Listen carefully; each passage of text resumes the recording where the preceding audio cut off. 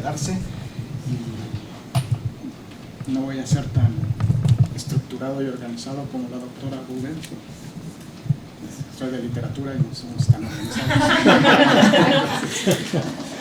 Pero bueno, este es un proyecto en el que he estado trabajando ya algunos años, ¿no? Estoy trabajando la obra de una escritora que se llama Guadalupe Nettel, una escritora contemporánea mexicana.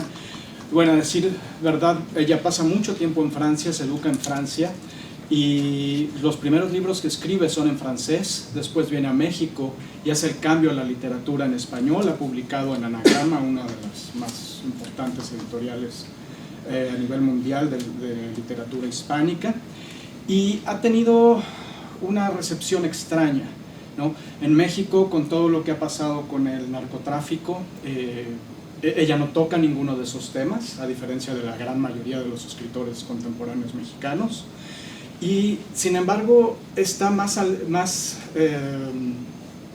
es más cercana a los escritoras, debería decir, francesas contemporáneas, ¿no? Entonces, cuando uno compara lo que hace gente como Amélie Nothomb, Leigh Slimani, etc., ve uno muchas correspondencias con el trabajo de Nettel, y por lo mismo en México ha tenido les decía, una recepción difícil, ¿no? Y sin embargo ha ganado muchos premios en otros países, incluido Francia, ¿no? Y España y el resto de Latinoamérica. Bueno, entonces, a pesar de que la obra de Guadalupe Nettel ha gozado de un éxito comercial considerable, haber sido publicada en algunas de las más grandes editoriales de la literatura hispana y de haber sido galardonada en repetidas ocasiones, hasta la fecha no ha gozado de la atención de la crítica. Quienes han analizado su obra lo han hecho desde una postura freudiana y desde una división muy platónica entre cuerpo y logos. La división existe, cabe mencionarlo, pero es mucho más compleja que aquella entre carne y alma. El título mismo de la novela, El cuerpo en que nací, publicada en 2011, lo confirma, así como El huésped, publicada 5 años antes. Y gran parte del trabajo que se ha escrito del trabajo académico que se ha escrito sobre la obra de Nettel, toma sus novelas y pocas sus cuentos. Por alguna extraña razón sus cuentos los olvida, ¿no? Desde una perspectiva freudiana, ¿no? Sus novelas son generalmente sobre mujeres que están pasando de la adolescencia a la adultez, y entonces ven esta cuestión muy sexualizada y lo ven todo desde el deseo del padre, etcétera, etcétera. Y yo hago una lectura más bien desde los estudios de la discapacidad y lo que llamo en su caso específico la estética de la discapacidad, ¿no?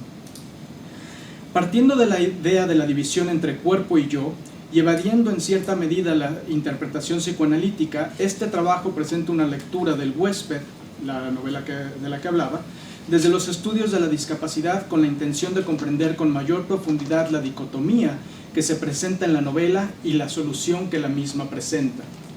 Michel Foucault, el gran filósofo francés, en Utopie et Hétérotopie, propone que el cuerpo es el topos absoluto, es decir, el lugar absoluto, una especie de contrautopía, y como ustedes saben, utopía significa literalmente no lugar, en la medida en que el cuerpo contiene al yo y objetivamente no puede existir sin sus constricciones.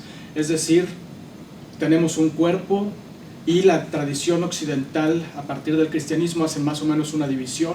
Tengo un yo que peca, que ama, que hace esto, que hace aquello, y sobrevivirá posteriormente al cuerpo, ¿no?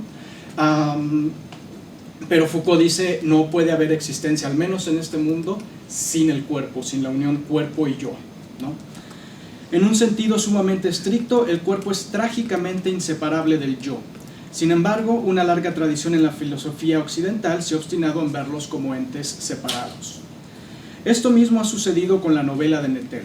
Si bien esta se presta para hacer dicha distinción, la relación de su personaje principal, Ana, con el cuerpo es mucho más compleja.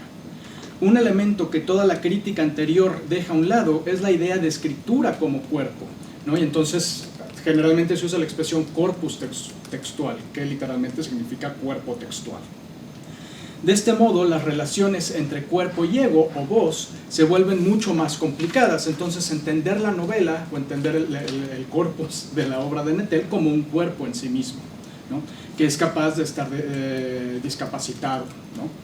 La novela trata sobre Ana, una niña que dice que la cosa, y así la llama, una entidad cuya naturaleza no se especifica, cohabita su cuerpo y eventualmente tomará posesión completa de él, dejándola ciega. Entonces toda la novela trata básicamente sobre eso, una niña que dice la cosa está ahí, está dentro de mi cuerpo y me quiere dejar ciega.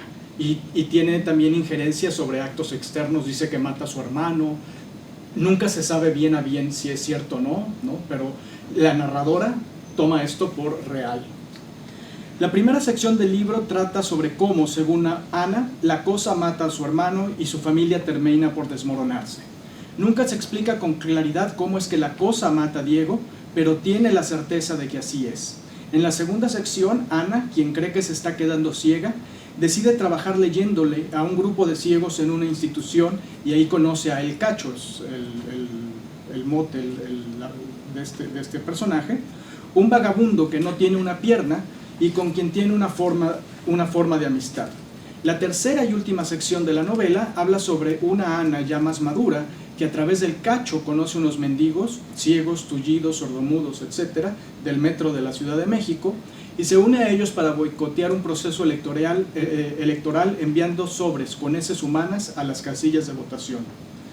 A pesar de que el plan de los mendigos no resulta como esperaban, pues la policía aprende a una de sus miembros y la matan, Ana decide irse a vivir como mendiga al metro con su nuevo grupo tras haber tenido relaciones sexuales con el Cacho.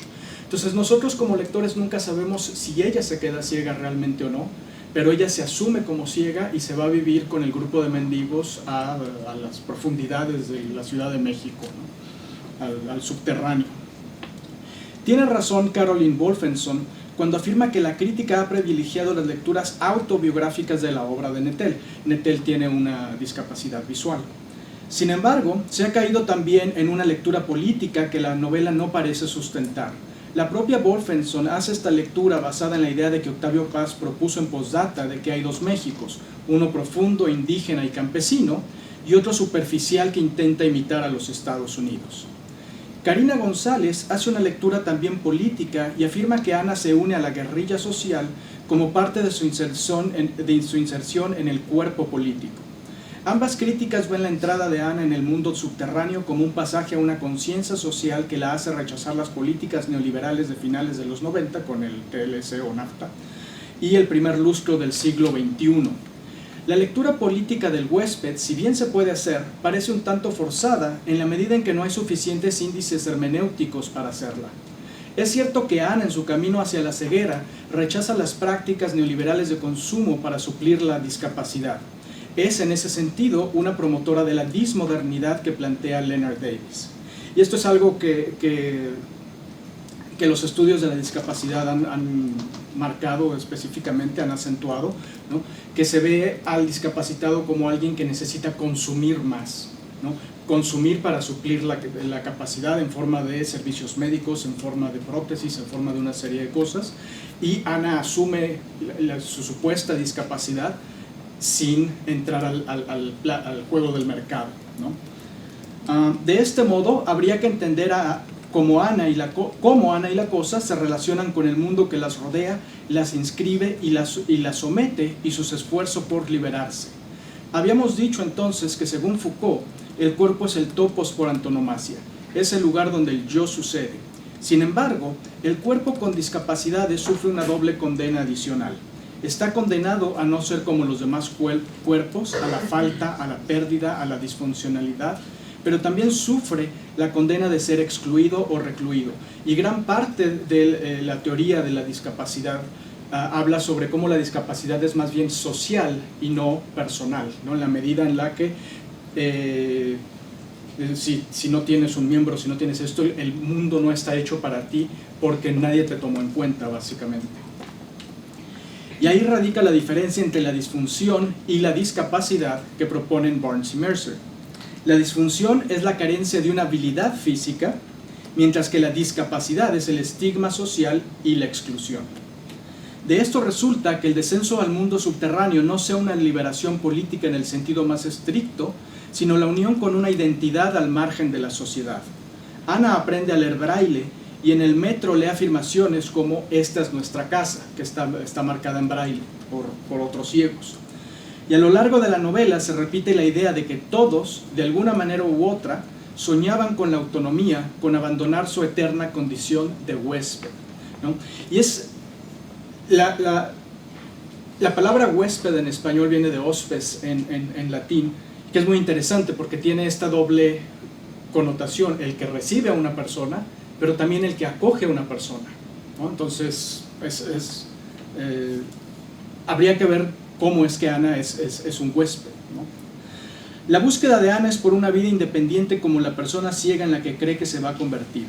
Al final de la novela, Ana llama al metro "mi hogar", y aparentemente se vuelve una misma con la cosa.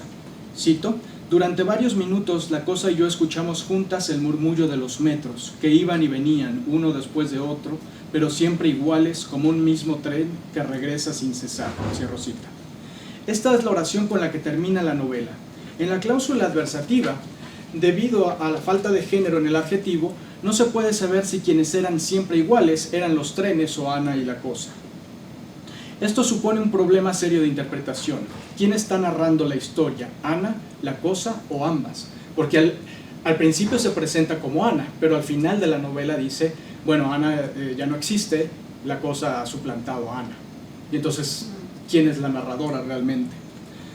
Después de la muerte de su hermano Diego, la narradora dice, cito: "Mi único interés es contar los hechos tal y como sucedieron, con una fidelidad irreprochable. Es normal entonces que en esta parte del relato su intervención, es decir, de la cosa, se reduzca a simples vislumbres". Entonces, la idea de fidelidad irreprochable, mientras vamos a tener a dos narradoras, ¿no? Que no sabe, y una ni siquiera sabemos quién es en realidad. El lector queda en este momento de la narración con una reflexión metatextual. Este es un relato y su narradora a veces permite que la cosa narre a través de su visión deficiente. Por lo tanto, su intención de una fidelidad irreprochable obviamente es sarcástica. Nos queda entonces el corpus textual con una deficiencia en el sentido decimonónico de la novela, es decir, la novela total que explica el mundo, que explica la realidad. El problema que nos presenta la narradora del huésped es mucho más perentorio que la vaga relación entre los sobres con heces y el neoliberalismo de la última década del siglo XX. Lo es en la medida en que complica la visión de los personajes y la identidad y veracidad de la narradora, confundiendo así los posibles índices hermenéuticos. Las lecturas que se han hecho de la obra toman literalmente las palabras de la narradora y no cuestionan la diégesis. Sin embargo, sabemos que la narradora, sea quien sea, nos está mintiendo. La marca que Ana dice encontrar en el cuerpo de su hermano y en varios ciegos, que según ella es su nombre escrito al revés en braille, en realidad no es nada, lo cual ha sido pasado por alto por la crítica. Y es interesante porque Nettel pone varios fragmentos en braille, ¿no? Y dice, la cosa dejó esto, y este es una marca que dejó en el cuerpo de mi hermano. Sin embargo, cuando uno lee eso en braille, no significa absolutamente nada, son puntos completamente aleatorios. La cosa parece estar dándole falsos referentes al lector vidente, a aquel que no sabe braille y debe creer ingenuamente lo que la narradora dice. Es también importante recalcar que cuando la narradora muestra las marcas en el cuerpo de Diego, no son el braille que realza la hoja, sino puntos negros en el papel. En el sentido más estricto no es braille, sino una imitación para videntes. Hughes y Patterson proponen que los estudios de la discapacidad que se centran demasiado en los aspectos sociales y políticos de la discapacidad tienden a perder de vista el cuerpo, y este juega un papel fundamental en la obra de Nettel. Tanto Inés Ferrero como Karina González y Caroline Wolfenson han hecho una lectura freudiana de la novela, haciendo a un lado no solo los cuerpos de los personajes, sino también el corpus textual, para privilegiar la vida psíquica de estos. En el caso de Ana, esto es de particular importancia porque el punto fundamental de la novela es la lucha de dos entes por un cuerpo. Wolfenson afirma que la cosa es un fantasma, mientras que González la llama a la vez monstruo interior y alien, y Ferrero la representa como el inconsciente reprimido. Todas estas interpretaciones niegan la realidad de la novela, dos egos luchando por un cuerpo. Y la pregunta más importante para el lector es quién triunfó y está por lo tanto narrando la novela. El punto es que nunca sabemos quién está narrando la novela, si es Ana o la cosa o quién, ¿no? Leonard Kriegel apunta que la literatura ha sido una vía hegemónica para marcar las discapacidades como una amenaza o una fuente de falsa compasión. Es por eso que el lector tiende a asumir que la narradora es inequívocamente Ana y que la cosa es una amenaza a su yo y su cuerpo. De la misma manera, Leonard Davies afirma que, y cito, "The very structures on which the novel rests tend to be normative, ideologically emphasizing the universal quality of the central character, whose normativity encourages us to identify with him or her." Cierro cita. De este modo se trata la cosa como monstruo, alien o fantasma. Sin embargo, Ana dice, cito, "Sabía que de mí también vivía una cosa sin forma imaginable que jugaba cuando yo jugaba, comía cuando yo comía, era niña mientras yo lo era." Cierro cita. ¿Cómo distinguir a la una de la otra entonces? Solamente a través de la narradora, que insistimos puede ser la cosa misma. Dice Ana más adelante, cito, "La cosa siempre estuvo conmigo, a veces ajena y respetuosa, a veces entrometida, voraz." Cierro cita. De este modo, el lector no puede hacer una distinción tajante entre ellas.